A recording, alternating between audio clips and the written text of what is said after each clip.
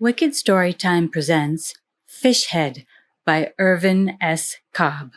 Please remember to hit like and subscribe to support this channel. It goes past the powers of my pen to try to describe Reelfoot Lake for you so that you, reading this, will get the picture of it in your mind as I have it in mine. For Reelfoot Lake is like no other lake that I know anything about. It is an afterthought of creation. The rest of this continent was made and had dried in the sun for thousands of years, for millions of years for all I know, before Reelfoot came to be. It's the newest big thing in nature on this hemisphere probably, for it was formed by the great earthquake of 1811, just a little more than 100 years ago. That earthquake of 1811 surely altered the face of the earth on the then far frontier of this country. It changed the course of rivers. It converted hills into what are now the sunk lands of 3 states, and it turned the solid ground to jelly, and made it roll in waves like the sea. And in the midst of the reaching of the land and the vomiting of the waters, it depressed to varying depths a section of the earth crust 60 miles long, taking it down, trees, hills, hollows and all. And a crack broke through to the Mississippi River, so that for 3 days the river ran upstream, filling the hole. The result was the largest lake south of the Ohio, lying mostly in Tennessee, but extending up across what is now the Kentucky line, and taking its name from a fancied resemblance in its outline to the splay, reeled foot of a cornfield negro. Niggerwood Swamp, not so far away, may have got its name from the same man who christened Reelfoot, at least so it sounds. Reelfoot is and has always been a lake of mystery. In places it is bottomless. Other places, the skeletons of the cypress trees that went down when the earth sank still stand upright, so that if the sun shines from the right quarter and the water is less muddy than common, a man peering face downward into its depths sees, or thinks he sees, down below him, the bare top limbs upstretching like drowned men's fingers, all coated with the mud of years and bandaged with pennons of the green lake slime. In still other places, the lake is shallow for long stretches, no deeper than breast deep to a man, but dangerous because of the weed growths and the sunken drifts which entangle a swimmer's limbs. Its banks are mainly mud, its waters are muddied too, being a rich coffee colour in the spring and a copperish yellow in the summer, and the trees along its shore are mud-coloured, clear up to their lower limbs after the spring floods, when the dried sediment covers their trunks with a thick, scrofulous-looking coat. There are stretches of unbroken woodland around it, and slashes where the cypress knees rise countlessly, like headstones and footstones for the dead snags that rot in the soft ooze. There are deadenings with the lowland corn growing high and rank below, and the bleached, fire-blackened, girdled trees rising above, barren of leaf and limb. There are long, dismal flats, where in the spring the clotted frog spawn clings like patches of white mucus among the weed stalks, and at night the turtles crawl out to lay clutches of perfectly round white eggs with tough rubbery shells in the sand. There are bayous leading off to nowhere, and sloughs that wind aimlessly like great blind worms to finally join the big river that rolls its semi-liquid torrents a few miles to the westward, to finally join the big river that rolls its semi-liquid torrents a few miles to the westward. So Reelfoot lies there flat in the bottoms, freezing lightly in the winter, steaming torridly in the summer, swollen in the spring when the woods have turned a vivid green, and the buffalo gnats, by the million and the billion, fill the flooded hollows with their pestilential buzzing, and in the fall ringed about gloriously with all the colours which the first frost brings, gold of hickory, yellow russet of sycamore, red of dogwood and ash, and purple-black of sweet gum. But the Reelfoot country has its uses. It is the best game and fish country, natural or artificial, that is left in the south today. In their appointed seasons, the duck and the geese flock in, and even semi-tropical birds like the brown pelican and the Florida snakebird have been known to come there to nest. Pigs, gone back to wildness, range the ridges, each razor-backed drove captained by a gaunt, savage, slab-sided old boar. By night, the bullfrogs, inconceivably big and tremendously vocal, bellow under the banks. It is a wonderful place for fish, bass and crappie and perch and the snouted buffalo fish. How these edible sorts live to spawn and how their spawn, in turn, live to spawn again is a marvel, seeing how many of the big fish-eating cannibal fish there are in Reelfoot. Here, bigger than anywhere else, you find the garfish, all bones and appetite and horny plates, with a snout like an alligator. The nearest link, naturalists say, between the animal life of today and the animal life of the reptilian period. The shovel-nosed cat, really a deformed kind of freshwater sturgeon, with a great fan-shaped membranous plate jutting out from his nose like a bowsprit, jumps all day in the quiet places with mighty splashing sounds, as though a horse had fallen into the water. On every stranded log, the huge snapping turtles lie on sunny days, in groups of 4 and 6, baking their shells black in the sun, with their little snaky heads raised watchfully, ready to slip noiselessly off at the first sound of oars grating in the rowlocks. But the biggest of them all are the catfish. These are monstrous creatures, these catfish of Reelfoot. Scaleless, slick things, with corpsey dead eyes, and poisonous fins like javelins, and long whiskers dangling from the sides of their cavernous heads. 6 and 7 feet long they grow to be, and to weigh 200 pounds or more, and they have mouths wide enough to take in a man's foot or a man's fist, and strong enough to break any hook save the strongest, and greedy enough to eat anything, living or dead or putrid, that the horny jaws can master.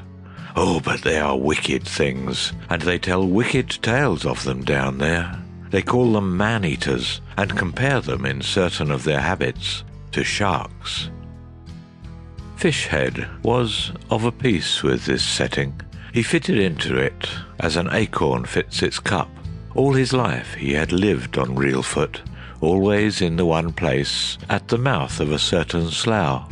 He had been born there, of a Negro father and a half-breed Indian mother, both of them now dead. And the story was that before his birth, his mother was frightened by one of the big fish, so that the child came into the world most hideously marked. Anyhow, Fishhead was a human monstrosity, the veritable embodiment of nightmare. He had the body of a man, a short, stocky, sinewy body, but his face was as near to being the face of a great fish as any face could be and yet retain some trace of human aspect. His skull sloped back so abruptly that he could hardly be said to have a forehead at all. His chin slanted off right into nothing.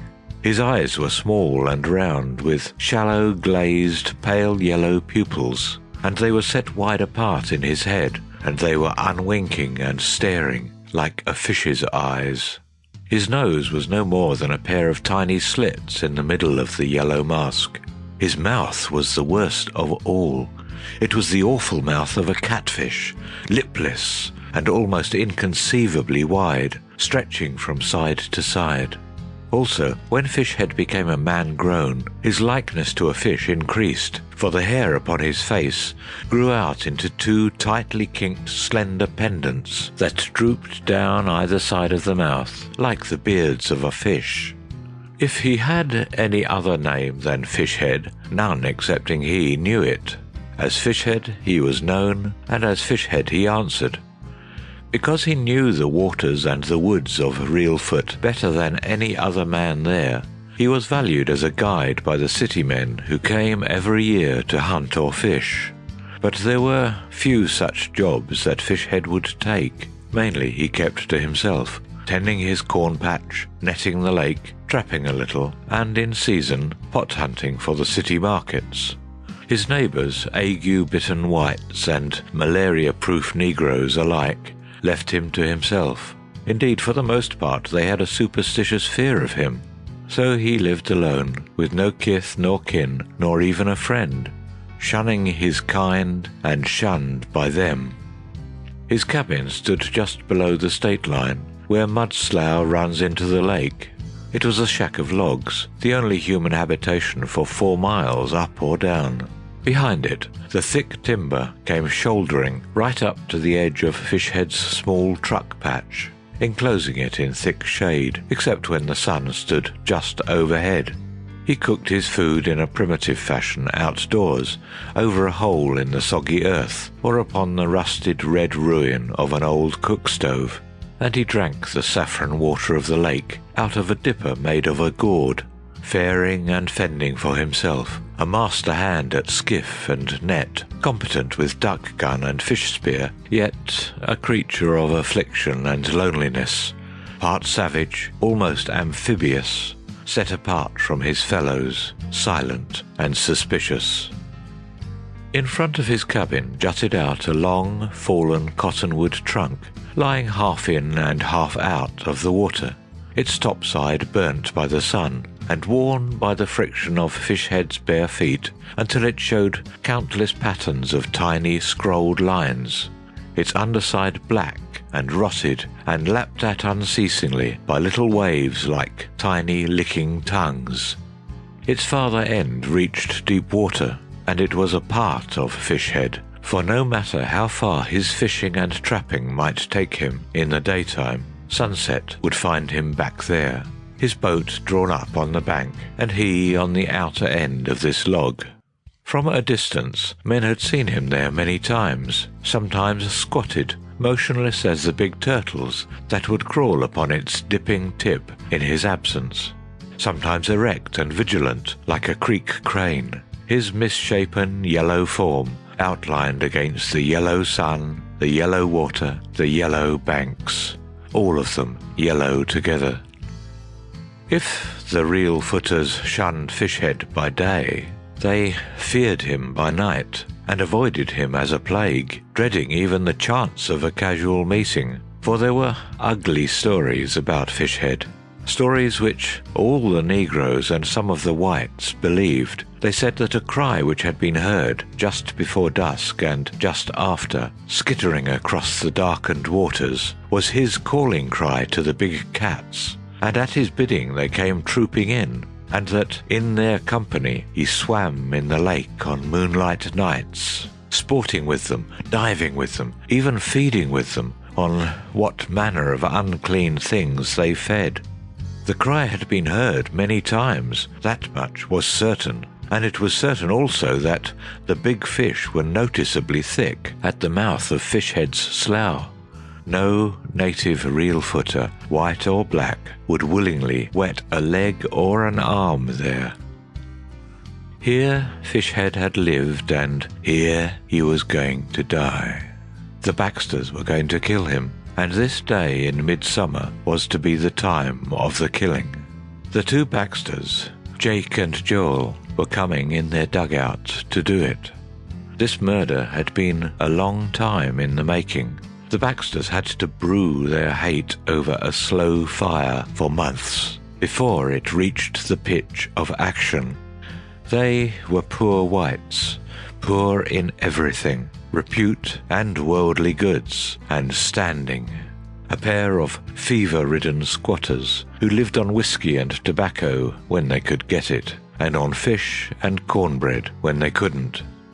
The feud itself was of months standing. Meeting Fishhead one day in the spring on the spindly scaffolding of the skiff landing at Walnut Log, and being themselves far overtaken in liquor, and vainglorious with a bogus alcoholic substitute for courage, the brothers had accused him, wantonly and without proof, of running their trot line and stripping it of the hooked catch, an unforgivable sin among the water-dwellers and the shanty-boaters of the south. Seeing that he bore this accusation in silence, only eyeing them steadfastly, they had been emboldened then to slap his face, whereupon he turned and gave them both the beating of their lives, bloodying their noses and bruising their lips with hard blows against their front teeth, and finally leaving them mauled and prone in the dirt. Moreover, in the onlookers, a sense of the everlasting fitness of things had triumphed over race prejudice, and allowed them, two free-born sovereign whites, to be licked by a nigger. Therefore, they were going to get the nigger. The whole thing had been planned out amply. They were going to kill him on his log at sundown. There would be no witnesses to see it, no retribution to follow after it. The very ease of the undertaking made them forget even their inborn fear of the place of Fishhead's habitation. For more than an hour now they had been coming from their shack across a deeply indented arm of the lake, their dugout fashioned by fire and adze and draw-knife from the bole of a gum tree, moved through the water as noiselessly as a swimming mallard, leaving behind it a long wavy trail on the stilled waters. Jake, the better oarsman, sat flat in the stern of the round-bottomed craft, paddling with quick, splashless strokes. Joel, the better shot, was squatted forward. There was a heavy, rusted duck gun between his knees. Though their spying upon the victim had made them certain sure he would not be about the shore for hours, a doubled sense of caution led them to hug closely the weedy banks. They slid along the shore like shadows, moving so swiftly and in such silence that the watchful mud turtles barely turned their snaky heads as they passed. So, a full hour before the time, they came slipping around the mouth of the slough, and made for a natural ambuscade which the mixed breed had left within a stone's jerk of his cabin, to his own undoing. Where the slough's flow joined deeper water, a partly uprooted tree was stretched, prone from shore, at the top, still thick and green with leaves that drew nourishment from the earth in which the half-uncovered roots yet held, and twined about with an exuberance of trumpet vines and wild foxgrapes. All about was a huddle of drift, last year's cornstalks, shreddy strips of bark, chunks of rotted weed, all the riffle and dunnage of a quiet eddy. Straight into this green clump glided the dugout, and swung broadside on against the protecting trunk of the tree, hidden from the inner side by the intervening curtains of rank growth, just as the Baxters had intended it should be hidden when, days before in their scouting, they marked this masked place of waiting, and included it then and there in the scope of their plans. There had been no hitch or mishap. No one had been abroad in the late afternoon to mark their movements, and in a little while Fishhead ought to be due. Jake's woodman's eye followed the downward swing of the sun speculatively. The shadows, thrown shoreward, lengthened and slithered on the small ripples. The small noises of the coming night began to multiply.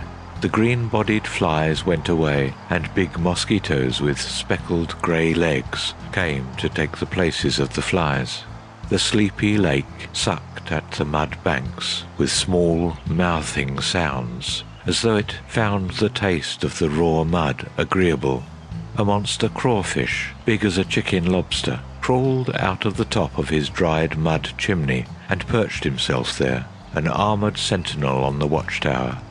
Bullbats began to flicker back and forth above the tops of the trees. A pudgy muskrat, swimming with head up, was moved to sidle off briskly as he met a cottonmouth moccasin snake, so fat and swollen with summer poison that it looked almost like a legless lizard as it moved along the surface of the water in a series of slow, torpid S's. Directly above the head of either of the waiting assassins, a compact little swarm of midges hung, holding to a sort of kite-shaped formation. A little more time passed, and Fishhead came out of the woods at the back, walking swiftly with a sack over his shoulder. For a few seconds his deformities showed in the clearing. Then the black inside of the cabin swallowed him up. By now the sun was almost down. Only the red nub of it showed above the timberline across the lake, and the shadows lay inland a long way. Out beyond, the big cats were stirring, and the great smacking sounds as their twisted bodies leapt clear and fell back in the water came shoreward in a chorus. But the two brothers in their green covert gave heed to nothing except the one thing upon which their hearts were set, and their nerves tensed. Joel gently shoved his gun barrels across the log, cuddling the stock to his shoulder, and slipping 2 fingers caressingly back and forth upon the triggers. Jake held the narrow dugout steady by a grip upon a foxgrape tendril. A little wait, and then the finish came. Fishhead emerged from the cabin door and came down the narrow footpath to the water and out upon the water on his log.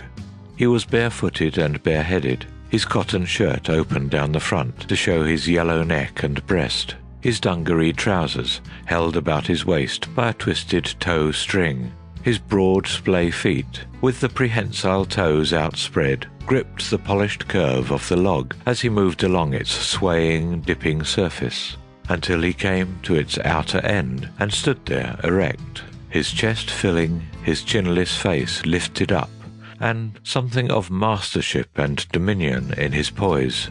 And then his eye caught what another's eyes might have missed: the round, twin ends of the gun barrels, the fixed gleams of Joel's eyes, aimed at him through the green tracery.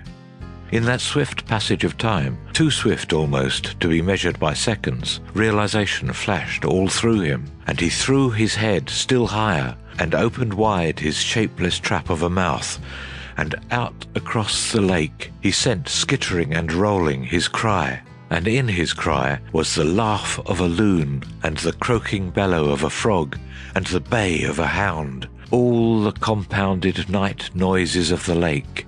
And in it, too, was a farewell, and a defiance, and an appeal. The heavy roar of the duck gun came. At 20 yards, the double charge tore the throat out of him. He came down, face forward, upon the log, and clung there, his trunk twisting distortedly, his legs twitching and kicking like the legs of a speared frog, his shoulders hunching and lifting spasmodically as the life ran out of him, all in one swift, coursing flow. His head canted up between the heaving shoulders. His eyes looked full on the staring face of his murderer, and then the blood came out of his mouth. And Fishhead, in death, still as much fish as man, slid, flopping, head first, off the end of the log and sank, face downward, slowly, his limbs all extended out. One after another, a string of big bubbles came up, to burst in the middle of a widening reddish stain on the coffee-coloured water. The brothers watched this, held by the horror of the thing they had done. And the cranky dugout, tipped far over by the recoil of the gun, took water steadily across its gunwale, and now there was a sudden stroke from below upon its careening bottom, and it went over, and they were in the lake. But shore was only 20 feet away, the trunk of the uprooted tree only 5. Joel, still holding fast to his hot gun, made for the log, gaining it with one stroke. He threw his free arm over it and clung there, treading water, as he shook his eyes free. Something gripped him, some great sinewy, unseen thing, gripped him fast by the thigh, crushing down on his flesh.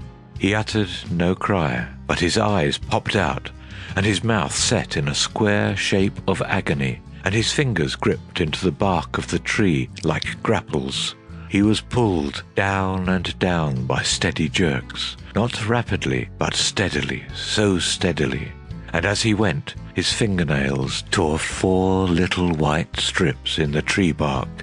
His mouth went under, next his popping eyes, then his erect hair, and finally his clawing, clutching hand.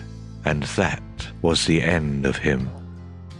Jake's fate was harder still, for he lived longer. long enough to see Joel's finish. He saw it through the water that ran down his face, and, with a great surge of his whole body, he literally flung himself across the log and jerked his legs up high into the air to save them. He flung himself too far, though, for his face and chest hit the water on the far side, and out of this water rose the head of a great fish with the lake slime of years on its flat black head, its whiskers bristling, its corpsey eyes alight, its horny jaws closed and clamped in the front of Jake's flannel shirt.